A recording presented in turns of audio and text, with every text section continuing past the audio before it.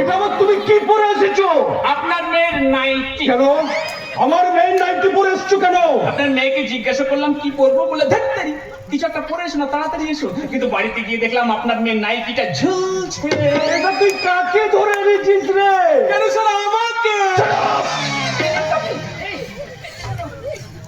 বলছি তুমি যেটা পড়েছিলে সেটা পরে তো আসতে পারতে, আমার নাইটি পড়তে গেলে কেন? আগে ভয়ে কি হয়েছে জানেন তো, মানে আপনাকে না চিনতে পেরে, প্রথম দর্শনে আপনাকে না চিনতে পেরে আপনার সাথে আমি যা ব্যবহার করেছি তাতে আপনি আমাকে তুলে আছাড়া মারতে পারেন। কিন্তু আমি জানি স্যার আপনি আপনার মেয়েকে ভীষণ ভালোবাসেন, ওর গায়ে কোনোদিন হাত দেবেন না। তাই আপনার মেয়ের নাইটিটা পরে চলে এলাম। যখন আপনি আমাকে আছাড় মারার জন্য তুলতে যাবেন, সঙ্গে সঙ্গে আপনি ভাববেন আমাকে তুলছেন না, আপনার মেয়েকে তুলছেন, সঙ্গে সঙ্গে ছেড়ে দেবেন, এই যাত্রা আমি বেঁচে যাবো। কি বাপি বুদ্ধি আছে? ওই কিছুটা আছে আর কি। তাহলে আমি প্রশ্নগুলো করি এবারে। হ্যাঁ হ্যাঁ বাপি নিশ্চয়ই। হ্যাঁ। এ বাপি বলছিলাম কি, আমাকে এক মিনিট সময় দেবে? এক- ওর সঙ্গে হ্যাঁ এক মিনিট কথা বললে। বলছি আবার কি বলো বলো না, অনেক কষ্ট করে বাপিকে সামলেছি, আর কোনো ঝামেলা পাকি না, বুঝেছো? আচ্ছা। শোনো, বাপি এখন তোমাকে 3টে প্রশ্ন করবে, আচ্ছা। আর সেই 3টে প্রশ্ন তার উত্তরগুলো আমি তোমাকে বলে দিচ্ছি, ভালো করে মুখস্থ করো। আচ্ছা, ভালো করে মুখস্থ করবো। কি রে তোদের হয়েছে রে? তোমার বাপির দেখছি খুব তাড়া। এক কাজ করো, তোমাকে প্রশ্ন বলতে হবে না, উত্তরগুলো বলবো, আমি সাটা ম্যাচ করে বলে দেবো। ঠিক আছে শোনো, মানে প্রথম উত্তর হলো 42 হওয়ার কথা ছিল কিন্তু 47 হলো। আচ্ছা, 42 হওয়ার কথা ছিল, 47 হয়েছে। Good good. দ্বিতীয়? কজনের নাম করবো স্যার? একজনের নাম করলে অপর আরেকজনকে অপমান করা। আচ্ছা, 2 নম্বর হলো কার নাম বলবো স্যার? একজনের নাম বললে অপর আরেকজনকে অপমান করবে। আচ্ছা আচ্ছা। Very good. হ্যাঁ। আর জিজ্ঞাসা করে বলবে তদন্ত চলছে এখনো জানা আচ্ছা, যায় 3 নম্বর হলো তদন্ত চলছে এখন। হ্যাঁ হ্যাঁ। কি রে তো 1 মিনিট তো হয়ে গেল রে মন্দিরা। বাপি আমার প্রাইভেট কথা শেষ হয়ে গেছে। এটা আবার তুমি কি শুরু করে দিয়েছো? স্যার একটু বডিটা একটু গরম করে নিচ্ছি, হ্যাঁ। ইন্টারভিউ দিতে হবে তো, খুব টেনশন হচ্ছে কিনা তাই একটু গরম করে এতেই টেনশন? তাহলে মিলিটারিতে গেলে কি করতে? ইয়ং ছেলে সবসময় ছটফট করবে, ছট করে প্রশ্নের উত্তর বলে টেনশন হচ্ছে। কি বা বয়স তোমার? তোর জন্ম আগে মানে 42 হওয়ার কথা ছিল, 47 হয়েছে। তুমি চুপ করো। একটা বাচ্চা ছেলেকে ধরে নিয়েছো, পুলিশে দেবো, গোটা গোষ্ঠীটাকে আমি পুলিশে দেবো।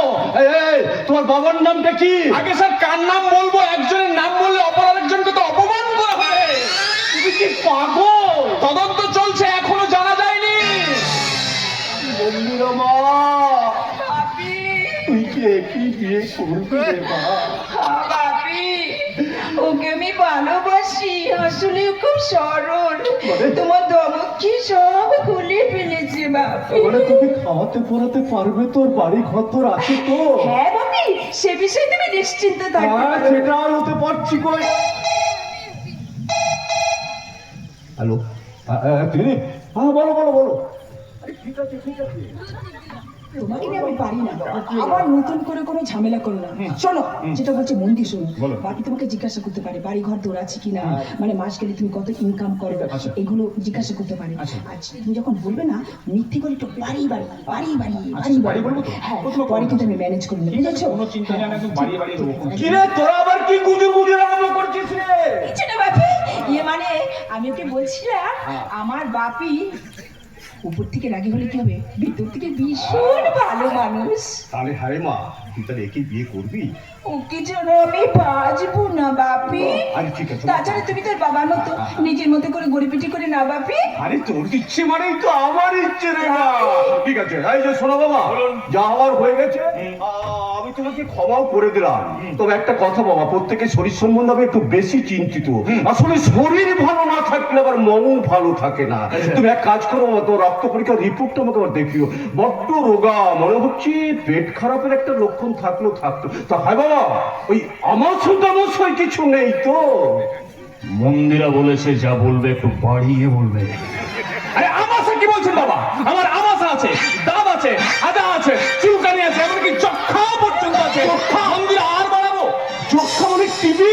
টিবি কি বলছেন বাবা? আমার টিবি আছে, এডস আছে, ক্যান্সার আছে, এমনকি করোনা পর্যন্ত আছে। মন্দিরা আর বাড়াবো? বল বাপি বল, তুমি আমাকে ক্ষমা করে দাও বাপি। বল না, তোর কি হয়েছিল বল। আসলে বাপি